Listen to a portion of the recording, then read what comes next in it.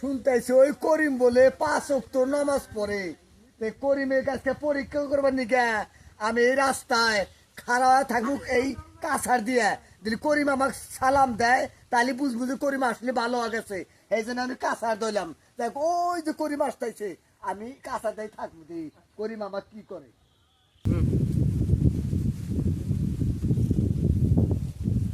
মুরব্বি মুরব্বি নেংটিটা খুলান। আসসালামু আলাইকুম। ওয়ালাইকুম আসসালাম। আমি যে কাঁচাটা দিছি কি জন্য জানো? আমি সবাই কয় যে ওই করিম ছেলেটা খুব ভালো হয়েছে। তে বাবা তুমি ভালো কিবা করে হইলে? আচ্ছা মুরব্বি, শুনেন একটা কথা বলি। হ্যাঁ বলো। আমাদের এলাকায় ওই যে কুদ্দুস আছে, হ্যাঁ কুদ্দুস চিনি। কুদ্দুসের এই জন্য একটা ছেলে দেখছিলেন না? হ্যাঁ দেখছি, মামুন নাম। মামুন। হ্যাঁ তা বাবা মা থাকতে ছেলে মারা যা, ছেলেটা মারা গেছে। মারা গেছে। এই তোমার কাছে আমি কেবল শুনলাম।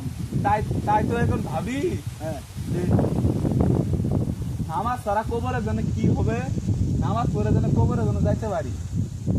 ও তাহলে তো তুমি একটা ভালো কাম করছো।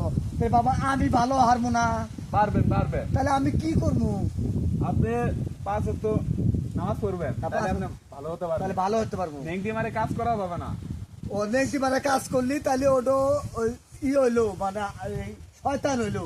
আর দিলি কাঁচার দিলি ছাইরা দেই তাহলে শূন্যতা আদায় হইলো। শূন্যতা যাই আদায়। তুমি এই যে আমাকে একটা কথা দিলা যে কাঁচারা থাকলি ওটা পাপ হয় আর কাপড় ছাইটা থাকলি শূন্যতা হয়। তে আসলেই তোমার কথাটা খুব পছন্দ হয়েছে বাবা। আসলে তোমার পরীক্ষা করবার নিগাই আমি এই কাঁচাটা দিয়ে আসছিলাম যে আসলে করিম ভালো হয়েছে কি হয় নাই। তা আসলে বাবা তুমি ভালো হয়েছো, আল্লাহ জানি তোমাকে ভালো বানায়, তুমি মূল্য জানি বেচতে যাও। আশা করি এইটা হলো।